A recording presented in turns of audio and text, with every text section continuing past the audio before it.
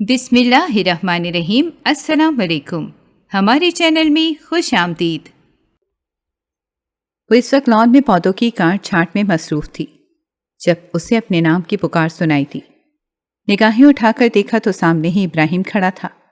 اس کے لبوں پر بے ساختہ مسکراہٹ پھیل گئی۔ اس نے سامان سائڈ پر کیا اور ہاتھ جھاڑتے ہوئے اٹھ کھڑی ہوئی۔ تم پھر سے اپنا وعدہ بھول گئی تھی، ابراہیم نے شکایت کرتے ہوئے کہا تو اس نے اپنے سر پر ہاتھ مارا اور شرمندہ لہجے میں بولی، تمہیں تو پتا ہے کہ مصروفیات ہی اتنی زیادہ ہوتی ہیں، مجھے کچھ یاد ہی نہیں رہتا۔ اس سے صاف ظاہر ہو رہا ہے کہ میری تمہاری زندگی میں ذرا اہمیت نہیں ہے۔ یہ بات سن کر وہ تڑپ اٹھی۔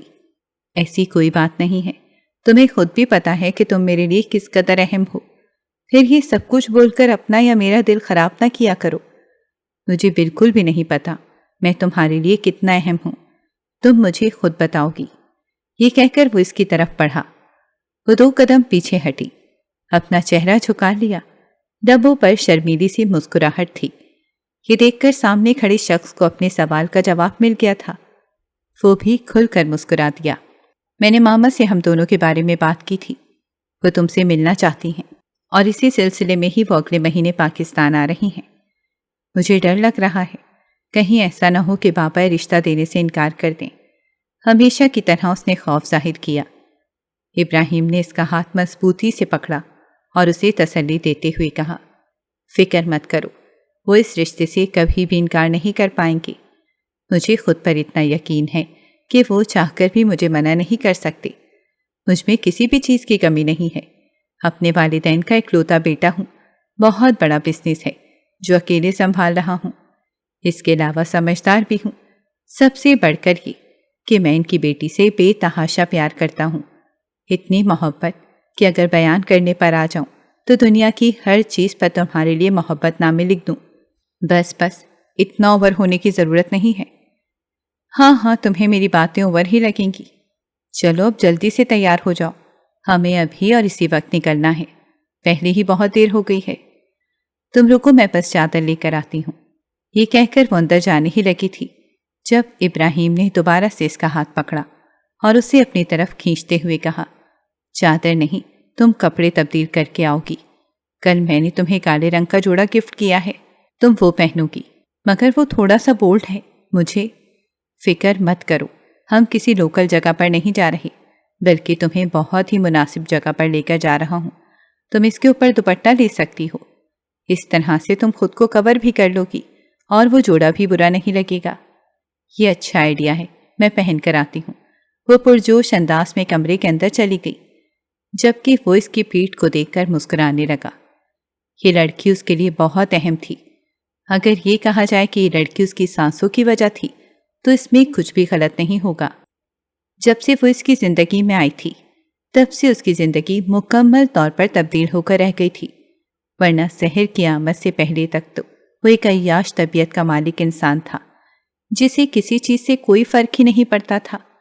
اپنے ماں باپ سے ہمیشہ ہی بدظن رہتا تھا، بدتمیزی کرنا ہی اس کا شیوا تھا، مگر جب اس نے ایک پارٹی میں اس لڑکی کو دیکھا تو دیکھتا ہی چلا گیا۔ اپنے بابا سے جب اس نے اپنی پسند کا اظہار کیا تو وہ 2 ٹوک انداز میں انکار کرتے ہوئے کہنے لگے، وہ ایک بہت ہی شریف اور معصوم لڑکی ہے اور ایک اعلیٰ گھرانے سے تعلق رکھتی ہے۔ تمہاری فطرت کے بارے میں پوری سوسائٹی کے لوگ اچھے طریقے سے واقف ہیں۔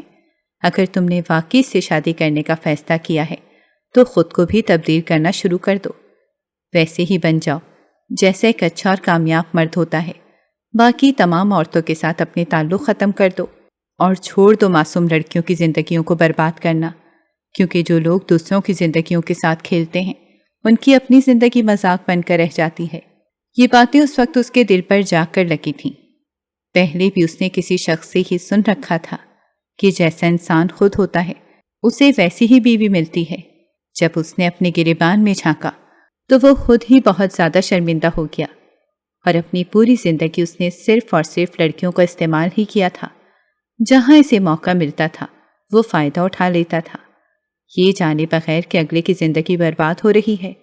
وہ کومل کی برتھ ڈے پارٹی تھی جو سحر کی بہت اچھی دوست بھی تھی، وہ اس کے ساتھ ہی کھڑی تھی جب ابراہیم اس کے پہلو میں جا کر کھڑا ہو گیا اور دھیمے لہجے میں کہنے لگا، अस्सलाम वालेकुम मोहतरमा, कैसी हैं आप? एक अनजानी मर्दाना आवाज़ सुनकर उसने पलट कर देखा तो वहाँ पर एक बहुत ही खूबसूरत वजिया नौजवान खड़ा था।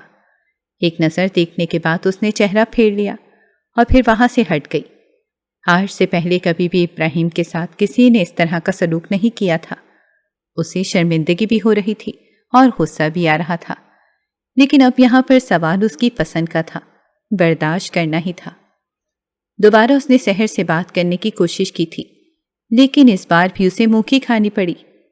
उसने अपने बाबा से इस लड़की के बारे में पूछने की कोशिश की तो उन्होंने भी साफ अल्फाज में मना कर दिया था कि तुम्हें इस मासूम लड़की के बारे में कुछ भी नहीं बताऊंगा। मुझे डर है कि तुम इसकी ज़िंदगी को बर्बाद ना कर दो। जैसे जैसे वक्त गुजरता चला जा रहा था, उसकी परेशानियों में बहुत ज़्यादा इजाफा हो रहा था। लड़कियों के साथ ताल्लुकात तो उसने ख़त्म कर दिए थे, लेकिन उसकी ज़िंदगी में बहुत से ऐसे लोग भी थे जिन्होंने इसकी ज़िंदगी को अजीरन बनाकर रखा हुआ था। अभी कुछ दिन पहले ही एक लड़की उसके पास रोती हुई आई थी और कह रही थी कि मैं तुम्हारे बच्चे की माँ बनने वाली हूँ, खुदा के लिए मुझसे निकाह कर लो और इस बच्चे को अपना नाम दे दो, वरना ये ज़माना मुझे जीने नहीं देगा। उसकी ये बात सुनकर वो इंतहाई नफरत आमेज लहजे में कहने लगा, उस रात जो कुछ भी हुआ था उसमें तुम्हारी मर्जी भी शामिल थी। हालांकि मैंने तुम्हें पहले ही सब कुछ क्लियर किया था। अगर बाद में तुम किसी मुश्किल में फंसती हो तो मेरा इसमें कोई अमल दखल नहीं होगा। वो बेयकीनी से उसके चेहरे की तरफ देखने लगी और चीखते हुए कहने लगी कि तुमने मुझे कहा था कि तुम मुझसे बेतहाशा मोहब्बत करते हो और बहुत जल्द मुझसे शादी करने वाले हो। मोहब्बत के हाथों मजबूर होकर मैंने वो कदम उठा लिया था। मुझे बिल्कुल भी अंदाज़ा नहीं था कि बाद में तुम मुकर जाओगे। अरे तुम तो मर्द कहलाने के भी लायक नहीं हो। तुम देखो कि अब मैं तुम्हारे साथ क्या सलूक करती हूँ। पूरे मीडिया में जाकर मैं इन लोगों को तुम्हारी इस हरकत के बारे में बताऊंगी। वो खिलखिला कर हंसने लगा और कहने लगा, तुमने जिसको जाकर बताना है बता दो, कोई भी तुम्हारी बात पर यकीन नहीं करेगा। पहली वजह तो ये है कि तुम एक गरीब घराने से ताल्लुक़ रखती हो। तुम जैसी लड़कियों की कहीं भी कोई इज्जत नहीं होती। दूसरी वजह यह है कि मेरा बाप बहुत ही असर रसूख का मालिक है। सिर्फ और सिर्फ एक दिन के अंदर वो खबर छप जाएगी और किसी को याद भी नहीं रहेगा कि तुम जैसी किसी लड़की ने मीडिया पर जाकर अपना तमाशा खुद बनाया था। वो इसके फ्लैट में ज़मीन पर ही बैठ गई और फूट फूट कर रोते हुए कहने लगी, ठीक है, अगर तुमने मेरी मदद नहीं करनी तो ना करो, लेकिन आखिरी बार मुझे अस्पताल लेकर जाओ। एक बार डॉक्टर के पास चलकर तुम रिपोर्ट्स देख लो, क्योंकि तुम्हारी ये बेरुखी मुझे बहुत तकलीफ पहुंचा रही है। मैं वादा करती हूँ कि इसके बाद तुम्हें कभी भी कुछ नहीं कहूँगी। ना चाहते हुए भी वो उठ खड़ा हुआ और बेजारियत से कहने लगा, अगर ये तुम्हारी कोई चाल है तो बाज आ जाओ। नहीं, ये मेरी कोई चाल नहीं है, बल्कि मैं सच कह रही हूँ। वो इसके साथ ही फ्लैट से बाहर निकली थी। गाड़ी पार्किंग एरिया में खड़ी थी। उन्होंने सड़क अबूर करके जाना था। अचानक ही एक गाड़ी आई और जोर से मारिया के साथ टक्कर मारकर निकल गई। वो सड़क पर पड़ी हुई थी। उसकी हालत बहुत खराब थी। इब्राहिम ने इससे पहले ऐसा मंजर अपनी आंखों से नहीं देखा था। उसके हाथ पांव बुरी तरह से कांप रहे थे। वो भागता हुआ उसके पास गया, उसका सर अपनी गोद में रख लिया। मारिया की आंखों से तेजी से आंसू बह रहे थे और वो एक ही बात कहे जा रही थी, तुमने कभी भी तुम्हारी मोहब्बत नहीं मिलेगी। तुम भी मोहब्बत के लिए तरसते रहोगे। जितनी तकलीफ तुमने मुझे पहुंचाई है, इतनी ही तकलीफ तुम्हें पहुंचेगी। तुम इस वक्त कुछ भी ना बोलो, वरना तुम्हारी हालत मजीद बिगड़ जाएगी। वो अल्फाज किसी खंजर की तरह इब्राहिम के दिल को लग रहे थे, क्योंकि इसकी नज़रों में इस वक्त सिर्फ और सिर्फ सहर का चेहरा ही घूम रहा था, जिसे इसने थोड़ा अरसा पहले देखा था और जिसके लिए वो अपने दिल में बहुत ज़्यादा मोहब्बत महसूस करने लगा था। इस तरह की बद्दुआएं अब इसे परेशान कर रही थीं।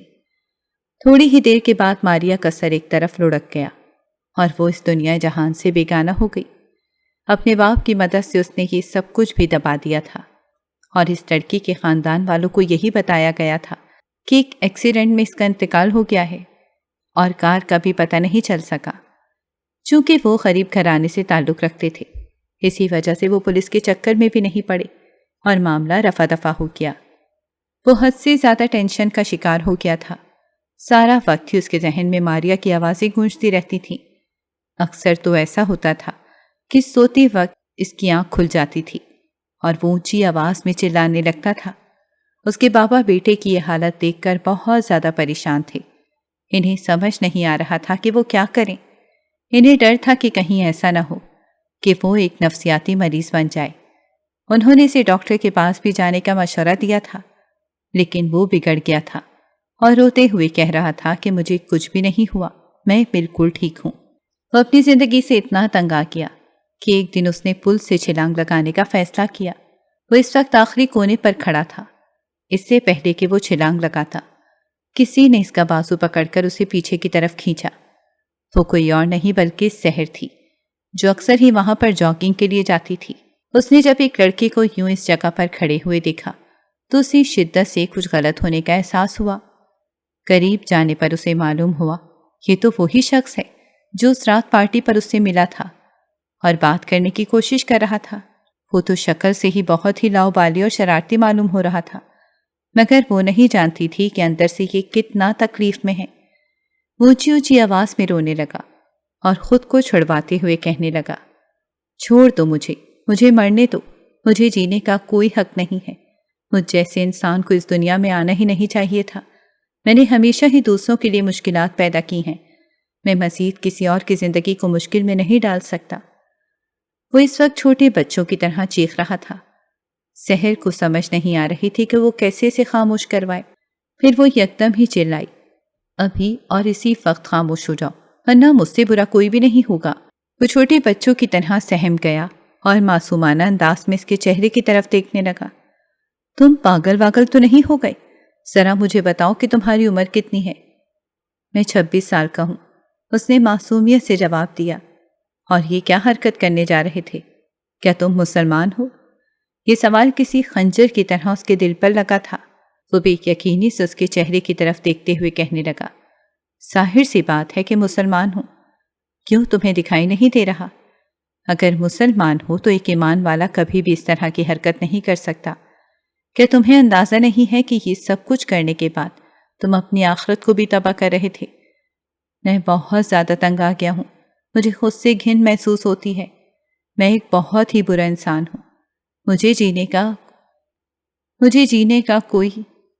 خاموش ہو جاؤ، تمہیں اس بات کا فیصلہ کرنے کا بھی کوئی حق نہیں ہے، کیونکہ زندگی اور موت کا فیصلہ تو اللہ تعالیٰ کرتے ہیں۔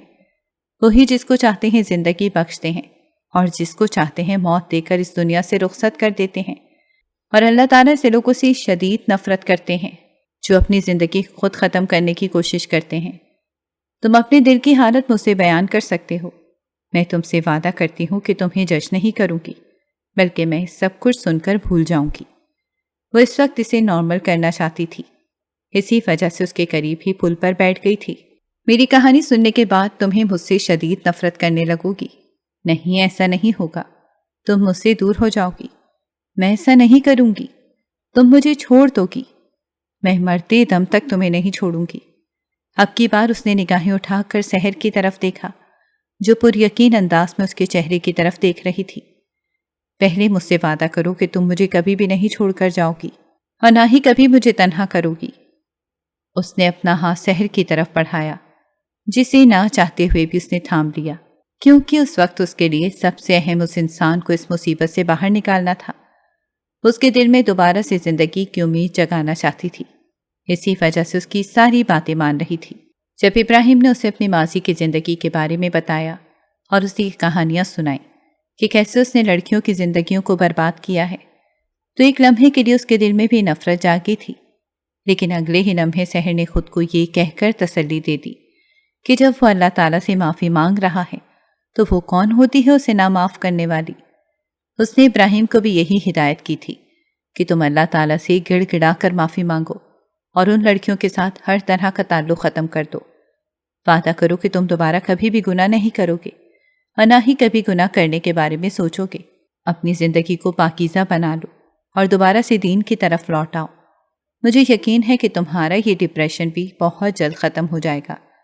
اگر تمہیں کبھی بھی میری ضرورت ہو تو تم مجھے کال کر سکتے ہو، میں تمہاری ساری باتیں سنا کروں گی اور تمہیں تسلی دینے کی ہر ممکن کوشش کیا کروں گی۔ چلو اب جلدی سے یہاں سے اٹھو اور گھر جا کر ناشتہ کرو، اس کے بعد تھوڑی سی نیند لو اور ریسٹ کرو۔ اٹھنے کے بعد اپنی پسندیدہ کوئی کام کرنا۔ ابراہیم نے چھوٹے بچوں کی طرح ہاں میں سر ہلایا، اس سے پہلے کہ سحر اس کے قریب ہو کر گزرتی۔ کیا تم مجھے گھر تک چھوڑ دو گی؟ ٹھیک ہے چلو، میں تمہارے ساتھ ہی چلتی ہوں۔ اور تب سحر کو معلوم ہوا تھا کہ ابراہیم کا گھر اس کے گھر سے تھوڑے سے فاصلے پر ہی موجود ہے۔ اسے گھر کے اندر بھیجنے کے بعد وہ تیزی سے اپنے گھر کی طرف بڑھ گئی، اس سے پہلے کہ وہ کمرے کے اندر قدم رکھتی۔ حاشر کی نفرت میں ڈوبی ہوئی آواز اس کے کانوں پر پڑی۔ آج کل تم کچھ زیادہ ہی آوارہ نہیں ہو گئی؟ مجھے اس طرح کی عورتیں بالکل بھی پسند نہیں ہیں۔ مجھے آپ کی پسند ناپسند سے کوئی فرق نہیں پڑتا۔ لمحے کی دیر کیے بغیر وہ اس کے سر پر پہنچ گیا اور چلاتے ہوئے کہا، تمہاری ہمت بھی کیسے ہوئی میری بات کا جواب دینے کی؟ میں نے تمہیں کتنی بار سمجھایا ہے کہ اپنی اوقات میں رہا کرو، تم کیوں ہر بار یہ بات بھول جاتی ہو؟ میں کچھ بھی نہیں بھولتی، بلکہ مجھے سب پتا ہے اور اچھے طریقے سے پتا ہے۔ یہ کہہ کر وہ کمرے میں جانے ہی لگی تھی کہ حاشر نے اس کا بازو مروڑتے ہوئے کہا، تم نے میرے ساتھ بدتمیزی کی ہے، اس کی سزا تمہیں یہ ملے گی کہ 1 ہفتے تک تم اپنے گھر سے باہر قدم نہیں نکالو گی۔ اگر تم نے میری اجازت کے بغیر کہیں بھی جانے کی کوشش کی تو میں 1 مہینے کے لیے گھر کے اندر قید کر لوں گا۔ تم میری سزاؤں کے بارے میں بہت اچھے طریقے سے جانتی ہو کہ میں جو کچھ بھی کہتا ہوں وہ کر کے دکھاتا ہوں۔ آپ میرے ساتھ زیادتی نہیں کر سکتے۔ اس سے پہلے کہ وہ مزید کچھ کہتی، دلاور صاحب وہاں پر چلے آئے اور پریشانی سے کہنے لگے، کیا ہو گیا ہے تم دونوں کو؟ پھر سے کیوں لڑ رہے ہو؟ بابا دیکھیں نا، یہ پھر مجھ پر بے وجہ روب جما رہے ہیں اور مجھے گھر کے اندر قید کر رہے ہیں۔ آپ جانتے ہیں کہ مجھے بند کمروں کے اندر کس قدر گھٹن کا احساس ہوتا ہے۔ وہ تیزی سے ان کے پاس گئے اور آنسو بہانے لگے۔ تمہاری ہمت بھی کیسے ہوئی میری بیٹی کو پریشان کرنے کی؟ پیار سے انہوں نے سحر کے سر پر ہاتھ رکھا اور لگے ہاتھوں اپنے بیٹے کو بھی ڈانٹا۔ میں اسے پریشان نہیں کر رہا، بلکہ اسے اس کے کیے کی سزا دے رہا ہوں۔ اگر سزا سے پریشان کر رہی ہے تو اس سے پہلے وہ کام ہی نہیں کرنا چاہیے جس سے میں نے اسے منع کیا ہوا ہے۔ بابا مجھے تو یہ بھی نہیں پتا کہ انہوں نے مجھے کس چیز سے منع کیا تھا۔ تمہیں میں نے صبح جاگنگ پر جانے سے منع کیا تھا۔ تم نہ صرف وہاں پر گئیں بلکہ اس کے علاوہ تم ایک لڑکے کے ساتھ بیٹھی گھنٹوں باتیں بھی کرتی رہیں، اور پھر اسے اس کی گھر چھوڑنے کے بعد، اسے سلام کرنے کے بعد تم گھر واپس آ رہی ہو۔ سحر کا منہ حیرت سے کھلا کا کھلا رہ گیا۔ وہ سوچ بھی نہیں سکتی تھی کہ وہ شخص اس کی ایک ایک حرکت پر نظر رکھتا ہے۔ اب کی بار دلاور صاحب سنجیدہ ہو گئے اور اس سے پوچھنے لگے، بیٹا وہ لڑکا کون ہے؟ کیا وہ تمہارا دوست ہے؟ نہیں بابا، میں اسے نہیں جانتی۔ وہ تو پل سے چھلانگ لگانے لگا تھا اور اپنی زندگی ختم کرنے والا تھا۔ میں سوچ رہا تھا، میں نے تو اس کی مدد کی ہے۔ اس کے علاوہ ہم دونوں کی آپس میں اور کسی موضوع پر کوئی بات نہیں ہوئی۔ میں بس خودکشی کا خیال اس کے ذہن سے نکالنا چاہتی تھی۔ چونکہ وہ سائیکالوجسٹ بن رہی تھی اور اس کی پڑھائی بھی اس سے ریلیٹڈ تھی، اسی وجہ سے اسے لوگوں سے ڈیل کرنا بہت اچھے طریقے سے آتا تھا۔ تم پہلے اپنے اوپر توجہ دو، اپنا آپ تو تم سنبھالا نہیں جاتا اور چلی ہیں دوسروں کو سنبھالنے۔ حاشر یہ کہتے تیزی سے گھر سے باہر نکل گیا۔ اسے سحر سے بچپن سے ہی بہت نفرت تھی۔ وجہ یہ تھی کہ اس کے بابا اس لڑکی کی طرف حد سے زیادہ توجہ دیتے تھے اور وہ اس لڑکی کی تمام خواہشات کو پورا کرتے تھے، اور اس کے مقابلے میں ہمیشہ ہی سحر کو ترجیح دی جاتی تھی۔ جب تک اس کی ماما زندہ رہیں وہ بھی اس لڑکی سے ہی محبت کرتی رہیں۔ سب لوگ اچھے طریقے سے جانتے تھے کہ وہ حاشر کو سگی بہن نہیں ہے، مگر اس کے باوجود بھی اس نے سگو جیسا رویہ رکھا جاتا تھا۔ سر اس کے لیے دلاور صاحب اور آمنہ بیگم کی بہت شکر گزار تھی، جنہوں نے اسے آج تک ماں باپ کی کمی محسوس نہیں ہونے دی تھی۔ جیسے جیسے دن گزرتے چلے جا رہے تھے ویسے ویسے سحر اور ابراہیم کے رابطے بھی بڑھتے چلے جا رہے تھے۔ روز رات کو سونے سے پہلے وہ اسے 1 گھنٹہ باتیں کرتی تھی، اس سے موٹیویشن دیتی تھی۔ نتیجہ یہ نکلا کہ وہ زندگی کی طرف واپس لوٹ آیا تھا، اپنے آپ کو دوبارہ سے دین کی طرف متوجہ کر دیا تھا۔ اب وہ اپنا زیادہ تر وقت اللہ تعالیٰ کا ذکر کرنے میں گزارتا تھا، تاہم برے کام اس نے چھوڑ دیے تھے۔ اس طرح کی لڑکی سے اس نے دوستی ختم کر دی تھی۔ ماں باپ بھی اپنے بیٹے کی بدلتی ہوئی حالت کو دیکھ کر بہت خوش تھے۔ جب انہیں پتا چلا کہ اس کے پیچھے سحر کا ہاتھ ہے تو ان کا بس نہیں چل رہا تھا کہ وہ اس کو اپنے گھر کی بہو بنا لیں۔ جہاں تک ناصرہ کا سوال تھا، پاکستان میں آنے کے لیے بے چین تھیں، مگر سحر کی طرف سے ابھی انکار تھا۔ وہ چاہتی تھی کہ اس کی ڈگری مکمل ہونے کے بعد یہ منگنی کی رسم ادا کی جائے۔ ابراہیم اور وہ دونوں اب بہت اچھے دوست بن چکے تھے۔ وہ اس کے سامنے اپنی محبت کا اظہار کر چکا تھا، جسے سحر نے کھلے دل سے قبول کر لیا تھا۔ وہ خود حیران تھی کہ اس انسان کا ماضی جاننے کے بعد بھی وہ اس سے محبت کرنے لگی تھی۔ اسے گارڈن سے زبردستی لے کر وہ اپنے کمرے گھمانے کے لیے لے کر گیا تھا۔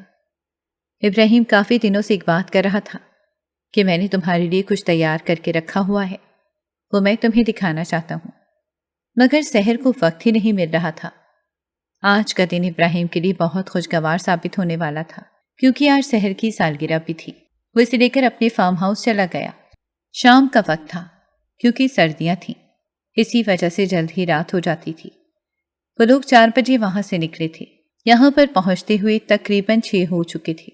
اس نے فکر مندی سے ایک نظر گھڑی پر ڈالی اور ابراہیم کو کہنے لگی کہ بابا پریشان ہو رہے ہوں گے۔ ارے تمہیں اس کی ٹینشن لینے کی ضرورت نہیں ہے، اگر انہوں نے کچھ کہا بھی تو میں خود ہی دیکھ لوں گا۔ فی الحال تم صرف اور صرف ہم دونوں کے بارے میں سوچو۔ پچھلے حصے میں اس نے بہت ہی خوبصورت انتظام کیا ہوا تھا۔ وہ اس کے ساتھ وہاں پر پڑ گئی، جہاں سوئمنگ پول کے قریب ہی ایک ٹیبل پڑی ہوئی تھی، جسے پھولوں سے سجایا گیا تھا۔ وہاں پر کینڈل لائٹ ڈنر کا انتظام کیا گیا تھا۔ وہ اس ٹیبل کے قریب جا کر بیٹھ گئی۔ وہ اس ٹیبل کے قریب جا کر رکی ہوئی تھی کہ ابراہیم گھٹنوں کے بل اس کے سامنے بیٹھا اور انگوٹھی اس کی طرف بڑھاتے ہوئے کہا، میں تم سے بے تحاشا محبت کرتا ہوں اور تم سے نکاح کرنا چاہتا ہوں۔ کیا تم میری زندگی میں شامل ہونا پسند کرو گی؟ خوشی کے مارے اس نے اپنے لبوں پر ہاتھ رکھ لیا۔ آج سے پہلے کسی نے بھی اس قدر اہمیت نہ دی تھی۔ آپ نے مجھ سے پہلے ہی یہ بات کہتی تھی، پھر یہ سب کچھ کرنے کی کیا ضرورت تھی؟ آج تمہاری سالگرہ بھی ہے، میں یہ چاہتا تھا کہ تمہاری سالگرہ کے دن کو یادگار بنایا جائے۔ وہ کھل کر مسکراتی۔ دونوں نے خوشگوار ماحول میں بیٹھ کر کھانا کھایا تھا اور وہ اس کے ساتھ ساتھ بیٹھی باتیں کر رہی تھی کہ حویلی میں ہلچل مچ گئی۔ گارڈ کے چلانے کی آواز سنائی دے رہی تھی۔ یہ دیکھ کر ابراہیم پریشان ہو گیا۔ اس نے سحر کو اپنے پیچھے کر لیا اور خود دیوار بن کر اس کے سامنے کھڑا ہوا۔ تھوڑی ہی دیر کے بعد حاشر خانزادہ تن فن کرتا ہوا اندر داخل ہوا۔ جب اس نے سحر کو ابراہیم کے پہلو میں کھڑا پایا تو اسے تن بدن پر آگ لگ گئی۔ اس کا بس نہیں چل رہا تھا کہ وہ ابراہیم کو کسی ایسی جگہ پہنچا دے جہاں سے اس کی واپسی ہمیشہ ہمیشہ کے لیے ناممکن ہو جائے۔ اس کی ہمت بھی کیسے ہوئی تھی سحر کو پرپوز کرنے؟ تم پاگل تو نہیں ہو گئے؟ یہاں پر کیا تماشا کر رہے ہو؟ یہ تمہارا اپنا گھر نہیں ہے، جب تمہارا دل کرے گا داخل ہو جاؤ گے۔ ابراہیم اس سے پہلے کہ مزید کچھ کہتا، ایک زوردار مکہ اس کے منہ پر لگا اور وہ زمین پر گر گیا۔ سحر تیزی سے بھاگتی ہوئی اس کے پاس آئی کہ اس سے پہلے کہ وہ اسے ہاتھ لگاتی، حاشر نے اسے ایک جھٹکے سے اپنی طرف سے کھینچا اور نفرت سے اس کے وجود کی طرف دیکھتے ہوئے کہا، میں سوچ بھی نہیں سکتا تھا کہ تم اس قدر گھٹیا عورت نکلو گی۔ ہم لوگوں نے تم پر یقین کیا تھا، تمہیں پڑھنے کے لیے یونیورسٹی بھیجتے تھے، لیکن تم یہاں پر عشق لڑا رہی تھی۔ وہ اپنی صفائی میں کچھ کہنا چاہتا تھا، لیکن الفاظ ہی ختم ہو گئے تھے۔ چاہ کر بھی وہ کچھ بھی نہیں بول پا رہا تھا، چاہ کر بھی وہ کچھ بھی نہیں بول پا رہی تھی۔ تھوڑی ہی دیر کے بعد وہ دلاور صاحب کے سامنے بیٹھی ہوئی تھی۔ تیزی سے اس کی آنکھوں سے آنسو بہہ رہے تھے۔ میں اس عورت سے نکاح کروں گا، ابھی اور اسی وقت۔ مولوی کا انتظام کیا جائے۔ حاشر نے نفرت آمیز لہجے میں کہا، نہیں، میں آپ سے نکاح نہیں کروں گی۔ میں ابراہیم سے محبت کرتی ہوں اور صرف ان سے ہی شادی کروں گی۔ ان کے علاوہ کسی اور کے بارے میں سوچنا میرے لیے گناہ ہے۔ اس کی بات سن کر حاشر نے دوبارہ سے اس کی طرف ہاتھ بڑھایا کہ اسے مار سکے، لیکن دلاور نے اسے روکنے کا اشارہ کیا اور سنجیدگی سے سحر کی طرف دیکھتے ہوئے کہنے لگا، تمہیں میں نے ہمیشہ ہی باپ کی محبت دی، اس کے ساتھ ساتھ میں نے کوشش کی تھی کہ تمہیں ماں کی کمی بھی نہ احساس ہو، تمہاری ضروریات کو پورا کیا، اور تم اس کا صلہ ہمیں اس صورت میں دے رہی ہو۔ تم اتنی بے رحم کیسے ہو سکتی ہو؟ بابا، میں نے کچھ بھی غلط نہیں کیا۔ میں وعدہ کرتی ہوں کہ میں نے آج تک کوئی بھی غلط حرکت نہیں کی ہے۔ میں نے تو صرف اور صرف تم اپنے باپ کی اجازت دیے بغیر ایک شخص کے ساتھ اس کے گھر میں تنہا موجود تھے اور اپنی محبت کا جشن منا ہی رہے تھے، اس کے ساتھ ساتھ اپنی سالگرہ بھی سیلیبریٹ کر رہی تھی۔ تمہیں اندازہ ہے کہ تمہاری سالگرہ کے لیے ہم پچھلے 1 مہینے سے تیاریاں کر رہے تھے۔ ہم نے پورا ایک ہوٹل بک کر کے رکھا ہوا ہے، لیکن اب وہاں پر تمہاری سالگرہ کے ساتھ ساتھ ہمارا نکاح بھی پڑھایا جائے گا۔ اپنا فیصلہ سنا کر وہ وہاں سے اٹھ کر چلی گئی تھی۔ اسے شدید بے بسی کا احساس ہو رہا تھا۔ ابراہیم کا چہرہ بار بار اس کی نظروں کے سامنے گھومتا تو وہ مزید اونچی اونچی آواز میں رونے لگتی۔ حاشر گھٹنوں کے بل اس کے قریب بیٹھا اور اس کا چہرہ تھوڑی سے پکڑ کر بلند کرتے ہوئے کہنے لگا، پہلے میں تمہیں صرف ناپسند کرتا تھا، لیکن اب مجھے تم سے شدید نفرت محسوس ہو رہی ہے۔ تم دیکھو کہ میں تمہارے ساتھ کیا حشر کرتا ہوں۔ ساری عمر ہی تم اپنے کیے پر پچھتاتی رہو گی۔ مجھے تم جیسے گھٹیا انسان سے ڈر نہیں لگتا، اور نہ ہی تم جیسا ذلیل انسان مجھے خوفزدہ کر سکتا ہے۔ جہاں تک تم سے نکاح کرنے کا سوال ہے تو میں یہ سب مرتے دم تک نہیں کروں گی۔ میں سب لوگوں کے سامنے نکاح کرنے سے انکار کر دوں گی، یعنی تم مجھے میری تربیت کا صلہ صورت میں دو گی۔ دلاور صاحب بولے تو اس نے بے ساختہ ان کے چہرے کی طرف دیکھا جہاں پر کرب پھیلا ہوا تھا۔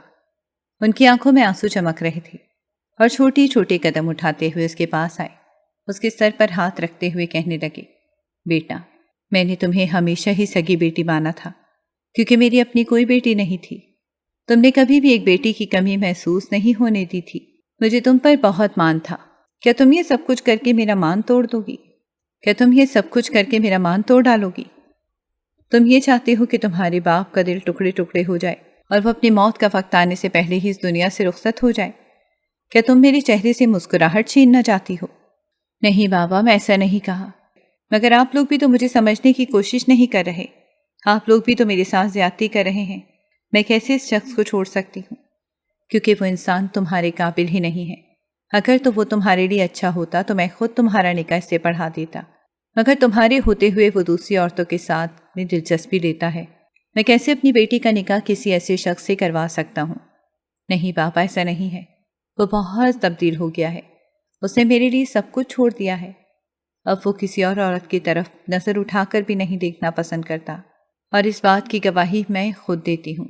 تمہیں کچھ بھی نہیں پتا میرے بچے، تم اس کے بارے میں کچھ بھی نہیں جانتی۔ اب کیا ایک مرد تمہیں کچھ الفاظ کہے گا تو کیا تم اس پر یقین کر لو گی؟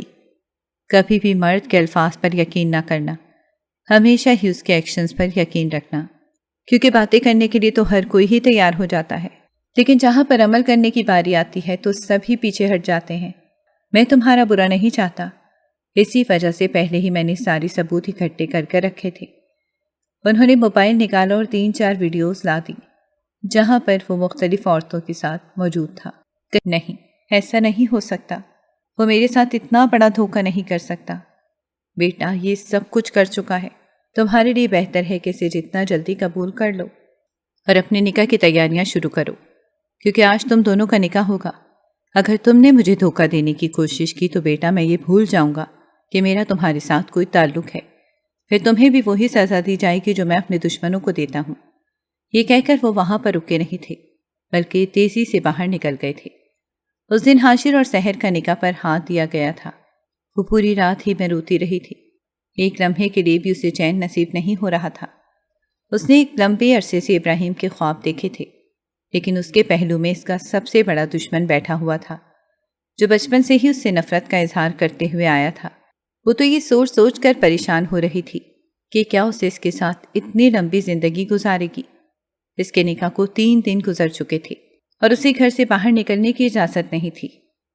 ان 3 دنوں میں وہ مسلسل ابراہیم کو یاد کر رہی تھی، یہاں تک کہ اس نے حاشر کو پکارا بھی تو منہ سے ابراہیم کا ہی نام نکلا، جس کی اسے سزا بھی ملی تھی۔ وہ اسے ذہنی تکلیف پہنچاتا تھا اور اس سے اس طرح کی باتیں کرتا تھا کہ وہ گھنٹوں گھنٹوں روتی رہتی تھی۔ ایک رات وہ پانی پینے کے لیے باہر نکلی تو اسے بابا کے کمرے سے باتیں کرنے کی آواز سنائی تھی۔ ان کی باتیں سن کر اسے لگا تھا کہ اس کے قدموں کے نیچے سے زمین نکل گئی ہے۔ وہ سوچ بھی نہیں سکتی تھی کہ اس کے سگے ماں باپ کا قتل کرنے والا شخص کوئی اور نہیں بلکہ دلاور صاحب ہی تھا۔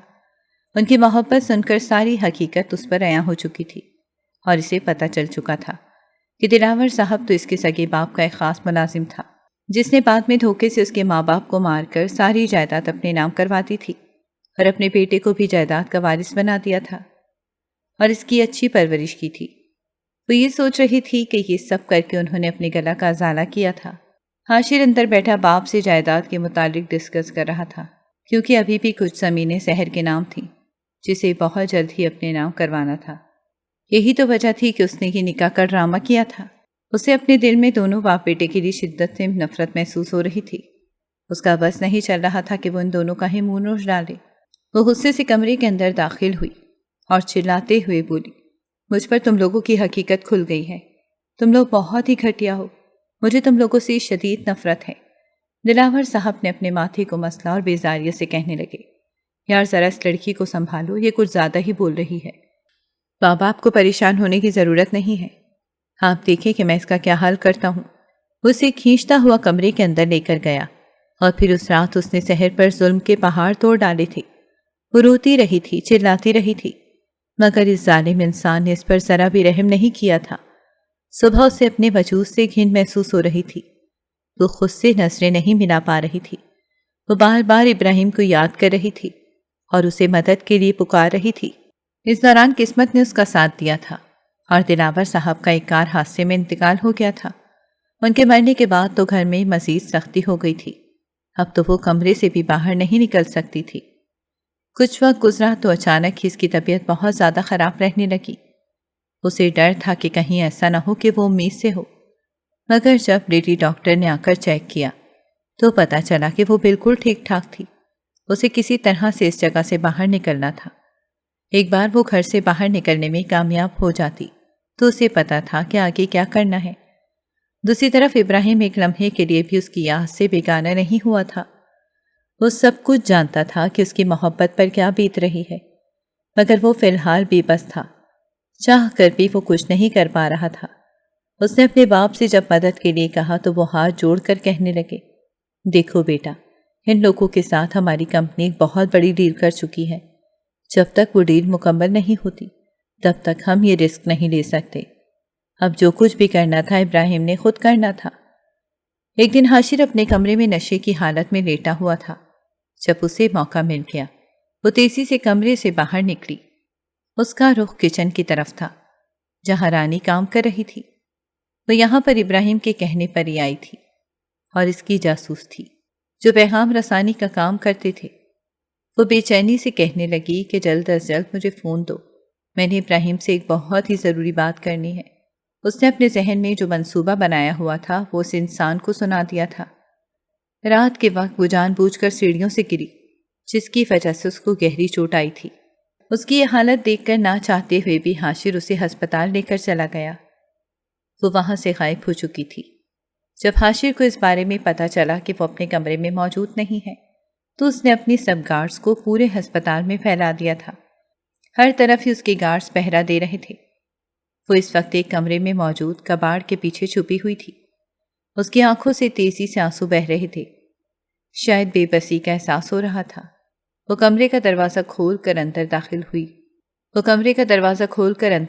ہوا اور بے چینی سے کہنے لگا، سحر تم کہاں ہو؟ خدا کے لیے سامنے آ جاؤ، میں تمہیں کھونے کا رسک نہیں لے سکتا، پہلے ہی اپنی زندگی میں میں نے سب کچھ کھو دیا ہے۔ وہ اس وقت بہت ہی بے بس محسوس کر رہا تھا، نہ چاہتے ہوئے بھی وہ اس سے محبت میں گرفتار ہو گیا تھا۔ سحر کو اس کے وجود سے شدید نفرت کا احساس ہو رہا تھا، کیونکہ نہ صرف وہ ایک برا انسان تھا بلکہ اس کے ساتھ ساتھ وہ اس کے ماں باپ کا قاتل کا بیٹا بھی تھا، جس نے اپنے باپ کا اس وقت بھی ساتھ دیا تھا۔ آخر وہ کیسے اس انسان کے پاس لوٹ کر جا سکتی تھی؟ ابراہیم حاشر کے خلاف تمام ثبوت اکٹھے کر لیے تھے۔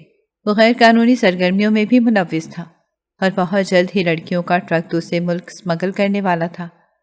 ایک دن وہ اپنے کسی دوست سے فون پر بات کر رہا تھا جب اس کی گفتگو سحر نے سن لی اور خبر ابراہیم کو بھجوا دی۔ اچانک ہی حاشر کی نظر اس کے دوپٹے پر پڑی جو کہ باہر کی طرف پڑا ہوا تھا۔ اس کے لبوں پر ایک پراسرار مسکراہٹ پھیل گئی۔ اس سے پہلے کہ وہ اس کی طرف جاتا، کمرے کا دروازہ زوردار آواز سے کھلا اور پولیس اندر داخل ہو گئی۔ اسے پکڑ کر لے جا چکے تھے۔ اس پر تمام تر جرم بھی ثابت ہو گئے تھے۔ ابراہیم کو دیکھ کر سحر تیزی سے باہر نکلی اور اس کے قریب جا کر پھوٹ پھوٹ کر رونے لگی۔ ابراہیم کو سمجھ نہیں آ رہا تھا کہ وہ اسے کس طرح سے تسلی دے۔ وہ اسے دوبارہ سے حاصل ہو گئی تھی، لیکن ابھی تک ان دونوں کے درمیان کوئی مضبوط تعلق نہیں تھا۔ بس جلد از جلد ان دونوں کی طلاق کروانا چاہتا تھا کہ عدت پوری کرنے کے بعد وہ پھر سے سحر کو اپنی زندگی میں شامل کر لے۔ یہ اس کا ظرف ہی تو تھا جو وہ سحر کے ساتھ اتنا سب کچھ ہونے کے بعد بھی اسے اپنا رہا تھا، یا پھر شاید اس کی محبت تھی جس نے اس ساری چیزوں کو نظر انداز کر دیا تھا۔ 2 ہفتوں کے بعد وہ حاشر سے طلاق لینے میں کامیاب ہو گئی۔ عدت پوری کرنے کے بعد ابراہیم دوبارہ سے اس کے سامنے حاضر ہوا اور گھٹنوں کے بل اس کے سامنے بیٹھ کر اسی انداز میں اسے پرپوز کیا جس طرح اس نے آج سے کچھ مہینے پہلے کیا تھا۔ سحر کی آنکھوں سے تیزی سے آنسو بہہ رہے تھے۔ اس نے اپنے آپ پر قابو پاتے ہوئے کہا کہ میں تمہاری قابل نہیں ہوں، تم اس بات کا فیصلہ نہیں کر سکتی، اللہ تعالیٰ نے تمہیں میرے نصیب میں لکھا ہوا تھا، اسی وجہ سے تو اتنا سب کچھ ہونے کے بعد بھی تم مجھے مل گئی ہو۔ بس میں نے تم سے نکاح کرنا ہے اور اس رشتے کو ایک پاکیزہ بنانا ہے۔ کیا تم میری زندگی میں شامل ہونا پسند کرو گے؟ اگر تم مجھے انکار بھی کرو گے تب بھی میں تم سے ضرور نکاح کروں گا۔ اس پر وہ بے ساختہ مسکراتے تھے جبکہ وہ بھی کھل کر ہنس دیا تھا۔ سحر نے بلا شبہ بہت سی تکلیف کاٹی تھی لیکن اس کا پھل اسے بہت ہی خوبصورت ملا تھا۔ اس کے لیے وہ اپنے رب کا جتنا شکر ادا کرتی کم تھا۔ ابراہیم بلا شبہ اپنی وفاداری کا ثبوت دیا تھا اور ان ویڈیوز پر بھی اس نے یہ ثابت کر کے دکھایا تھا کہ وہ ساری ہی پرانی تھی اور اس پر وہ شرمندہ بھی تھا۔ سحر اسے معاف کر گئی تھی کیونکہ وہ جانتی تھی کہ وہ واقعی بدل گئی ہے۔ اگر آپ کو ہماری کہانیاں پسند آ رہی ہیں تو ہماری چینل کو سبسکرائب کریں اور بیل آئیکن کو پریس کرنا مت بھولیے گا تاکہ ہماری ہر کہانی آپ تک بر وقت پہنچے، اور کامنٹ باکس میں اپنی رائے کا اظہار کرنا مت بھولیے گا۔